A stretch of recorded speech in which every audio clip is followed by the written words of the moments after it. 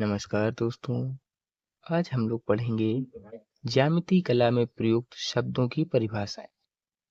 ज्यामिति कला में कुछ ऐसे शब्द होते हैं जिनसे आप लोगों को परिचित होना चाहिए। आज इन सभी शब्दों से आपका परिचय कराएंगे और इनकी परिभाषाएं भी बताएंगे। चलिए शुरुआत करते हैं। सबसे पहला है बिंदु अर्थात पॉइंट। तो यहाँ पर हम लोग देखेंगे बिंदु क्या होता है। जैसे ये एक पॉइंट है, ये एक बिंदु है, तो इसकी डेफिनेशन समझेंगे। बिंदु यानी कि पॉइंट, बिंदु से स्थिति अथवा स्थान की अनुभूति होती है। बिंदु की कोई लंबाई अथवा मोटाई, चौड़ाई अथवा मोटाई नहीं होती है। बिंदु में लंबाई, चौड़ाई, मोटाई तीनों चीजें नहीं होती हैं। बिंदु को हिंदी वर्णमाला के आ, बा और सा इत्यादि अक्षरों द्वारा निरूपित किया जाता है। जैसे यहाँ पर कोई पॉइंट होता है तो इसका नाम रखते हैं हम लोग, आ रख सकते हैं, बा रख सकते हैं और सा रख सकते हैं। इत्यादि शब्दों से इसे निरूपित किया जाता है। तो मुख्य बात यह है कि बिंदु में लंबाई, चौड़ाई, मोटाई नहीं होती है। ठीक है। इसी तरह से हम लोग देखेंगे रेखा अर्थात लाइन। लाइन क्या होती है? कुछ बिंदुओं को मिलाने पर रेखा बनती है। रेखा की केवल लंबाई होती है, चौड़ाई अथवा मोटाई नहीं होती है। जो रेखा होती है इसकी लंबाई होती है, चौड़ाई और मोटाई इसमें नहीं होती। यहाँ पर बताया गया है कुछ बिंदुओं को मिलाने पर। एग्जाम्पल के लिए जैसे यहाँ पर हमने यहाँ पर ये कुछ बिंदु बना लिए हैं। अब इन बिंदुओं को यदि जो मिलाने वाली ऐसे अगर इसे मिलाएंगे तो जो आकृति बनेगी उसे बोलेंगे रेखा। कुछ बिंदुओं को मिलाने पर रेखा बनती है। रेखा की लंबाई, चौड़ाई, मोटाई नहीं होती है। रेखाएं निम्न दो प्रकार की होती हैं। एक होती है सरल रेखा अर्थात स्ट्रेट लाइन, ऐसे सीधी रेखा जो खींची होती है, ये होती है सरल रेखा। और दूसरी होती है वक्र रेखा। ठीक है। वक्र रेखा किस तरह से होती है? ये ऐसे घूमी हुई होती है, इस तरह से ये होती है वक्र रेखा। ठीक है।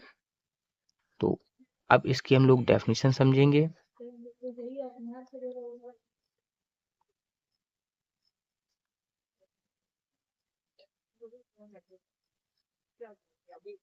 सरल रेखा अथवा ऋजु रेखा, सरल रेखा को ही ऋजु रेखा के नाम से जानते हैं। तो यहाँ पर इसकी डेफिनेशन है, दो बिंदुओं को मिलाने वाली छोटी से छोटी रेखा को सरल रेखा अथवा ऋजु रेखा अथवा सीधी रेखा कहते हैं। यदि यहाँ पर बोला जाए सीधी रेखा खींचिए तो भी ये सरल रेखा होगी, बोला जाए ऋजु रेखा खींचिए तो भी ये सरल रेखा होगी। यहाँ पर इसके तीन नाम दिए गए हैं, पहला ऋजु रेखा और सरल रेखा और सीधी रेखा। तो ये होती है ये इस तरह से सीधी रेखा। निम्नलिखित चित्र में आ बा सरल रेखा है। ये आ और बा एक सरल रेखा है। और अब देखेंगे हम लोग वक्र रेखा अर्थात कर्व्ड लाइन। ऐसी रेखा जो किसी स्थान पर भी सीधी नहीं होती। ये देखिए किसी भी स्थान पर सीधी नहीं है, वक्र रेखा कहलाती है। कोई ऐसी रेखा जो किसी भी स्थान पर सीधी ना हो उसे कहते हैं वक्र रेखा। स्पष्ट है कि सरल रेखाओं की अतिरिक्त सभी रेखाएं वक्र रेखा होती हैं। जो ये सरल रेखा होती है ये स्ट्रेट लाइन होती है, इसके अलावा जो भी रेखाएं होंगी वे होंगी वक्र रेखा। ठीक है। इसी तरह से आगे की ओर बढ़ते हैं। अब देखेंगे हम लोग समांतर रेखाएं, पैरेलल लाइंस। ठीक है। शब्द से ही यहाँ पर स्पष्ट हो रहा है सम अंतर, जिसके बीच अंतर समान हो अर्थात समांतर। ठीक है। डेफिनेशन पढ़ के देखेंगे, दो अथवा दो से अधिक ऐसी रेखाएं जो एक दूसरे को किसी भी बिंदु पर नहीं काटती हैं समांतर रेखाएं कहलाती हैं। यदि इन दोनों के बीच अंतर समान रहेगा, सेम डिस्टेंस रहेगा, तो ये कितनी भी दूर तक चली जाएं आपस में नहीं काटेंगी। तो वे रेखाएं जो एक दूसरे को नहीं काटती हैं क्या होती हैं? समांतर रेखाएं होती हैं। समांतर रेखाओं के बीच की दूरी सदैव समान रहती है। निम्नांकित बाएं चित्र में आबा और सादा, ये आबा और सादा दो परस्पर समांतर रेखाएं हैं। जैसा कि आप लोग ट्रेन की पटरी को भी देख सकते हैं, यहाँ पर समांतर रेखाएं होती हैं। ये कितनी भी दूर चली जाएं, ये ऐसा नहीं होगा कि ये आपस में ऐसा काटते हैं। तो ये होती हैं समांतर रेखाएं। जिन रेखाओं के बीच का अंतर, ये डिस्टेंस जो होती है, ये समान रहता है, वे होती हैं समांतर रेखाएं। और ये देख सकते हैं, ये समांतर रेखा नहीं है, इसे बोलेंगे असमांतर रेखा। आगे की ओर बढ़ते हैं, डेफिनेशन देख लेंगे असमांतर रेखाओं की। असमांतर रेखाएं ऐसी रेखाएं जो एक ओर बढ़ाई जाने पर एक दूसरे को किसी बिंदु पर काटती हैं, असमांतर रेखाएं अथवा प्रतिच्छेदी रेखाएं कहलाती हैं। समांतर रेखा का जस्ट अपोजिट है इसमें। इसमें क्या होता है, ये रेखाएं आगे बढ़ाने पर कहीं ना कहीं इस बिंदु को काटेंगी। इसे आगे अगर बढ़ाएंगे और इसे आगे बढ़ाएंगे तो यहाँ पर ये एक पॉइंट होगा जहां पर ये आपस में काटेंगी। तो इस बिंदु को कहेंगे प्रतिच्छेदी बिंदु और इन रेखाओं को कहेंगे प्रतिच्छेदी रेखाएं। एक बार फिर से इसे रिपीट कर लेते हैं। ऐसी रेखाएं जो एक ओर से बढ़ाई जाने पर एक दूसरे को किसी बिंदु पर काटती हैं, असमांतर रेखाएं अथवा प्रतिच्छेदी रेखाएं कहलाती हैं। उक्त दाएं चित्र में काखा और गाघा असमांतर रेखाएं हैं। यहाँ देख सकते हैं, ये काखा और गाघा असमांतर रेखाएं हैं। इसी तरह से आगे बढ़ते हैं क्षैतिज रेखाओं पर। क्षैतिज रेखाएं किसी समतल आधार जैसे पृथ्वी के समांतर खींची गई रेखाएं क्षैतिज रेखाएं कहलाती हैं। निम्नांकित बाएं चित्र में दिखाई गई रेखाएं क्षैतिज रेखाएं होती हैं।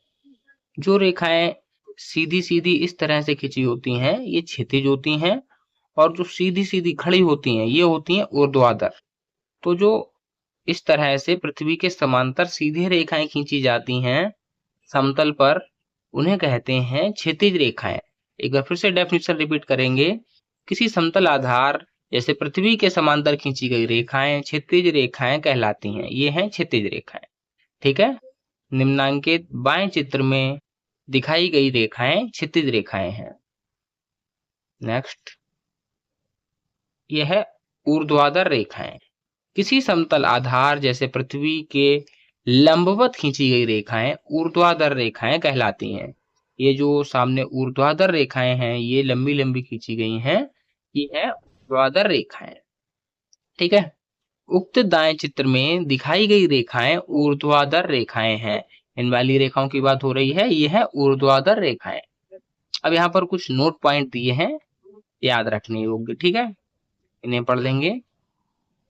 याद रखिए नोट, रेखाओं को सदैव एक प्रयास में ही खींचना चाहिए। ऐसा नहीं है कि ऐसे लाइन खींच दी फिर रुक गए, फिर खींच दी रुक गए। एक बार में पूरी लाइन खींच लेनी चाहिए। जैसे ये बनानी है तो एक बार में पूरी लाइन खींच लेनी चाहिए। लाइन खींचते समय बीच में ऐसे रुकना नहीं चाहिए, पहला पॉइंट। और दूसरा पॉइंट है, क्षैतिज रेखाओं को बाएं से दाईं ओर और ऊर्ध्वाधर रेखाओं को ऊपर से नीचे की ओर खींचना चाहिए। जब भी ऊर्ध्वाधर रेखाएं खींचें तो इस तरह से ऊपर से नीचे की ओर खींचें। और इसी तरह से यदि हम लोगों को क्षैतिज रेखा खींचनी हो तो हम लोगों को किधर से खींचनी है, इस तरह से खींचनी है। क्षैतिज रेखाओं को बाईं से दाईं ओर और ऊर्ध्वाधर रेखाओं को ऊपर से नीचे की ओर खींचना चाहिए। ये हो गया नोट पॉइंट। अब जानेंगे हम लोग लंब रेखाएं क्या होती हैं। यदि दो रेखाएं एक दूसरे के साथ 90 डिग्री माप कोण बनाती हैं तो दोनों रेखाएं एक दूसरे पर लंब कहलाती हैं। अग्रांकित बाएं चित्र में दो रेखाएं आबा और सादा एक दूसरे पर लंब है। इस तरह से अगर चित्र बनेगा, ये एक रेखा, जैसे ये एक रेखा और इसके ऊपर ऐसे 90 डिग्री का यहाँ पर कोण बनाने वाली रेखा होगी, तो ये दोनों रेखाएं, ये वाली रेखा और ये वाली रेखा क्या कहलाएंगी, लंब रेखाएं। ठीक है, ये मैं आगे भी आपको दिखा देता हूं। यहाँ पर आप लोग देख सकते हैं, ये जो रेखाएं हैं ये एक दूसरे पर लंब है। लंब का अर्थ होता है जो भी रेखाएं आपस में 90 डिग्री का कोण बनाएं वे आपस में लंब होती हैं। यहाँ पर भी हम लोग देख सकते हैं, ये वाली रेखा जो है ये यहाँ पर आपस में लंब है। ठीक है, और अब हम लोग देखेंगे लंब समद्विभाजक। लंब समद्विभाजक क्या होता है, इसमें हम लोगों को लंब समद्विभाजक में कोई एक रेखा दी होती है, उसे हम समद्विभाजित करते हैं।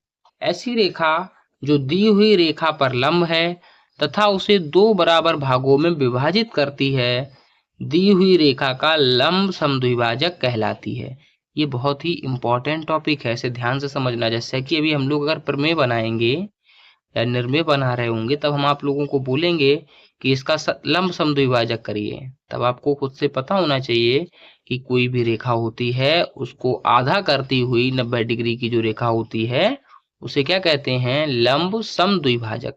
यहाँ पर शब्द से क्लियर हो रहा है, लंब माने 90 डिग्री का कोण बनाती हुई रेखा, समद्विभाजक माने इस रेखा को समान दो भागों में विभाजित करती हुई।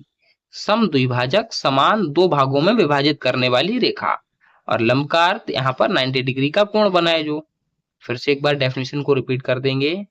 जो रेखा, ऐसी रेखा जो दी हुई रेखा पर लंब है तथा उसे दो बराबर भागों में विभाजित करती है, दी हुई रेखा का लंब समद्विभाजक कहलाती है। उक्त दाएं चित्र में काखा का समद्विभाजक ग घ है। ये रेखा है काखा और इसका समद्विभाजक कौन है? ग घ।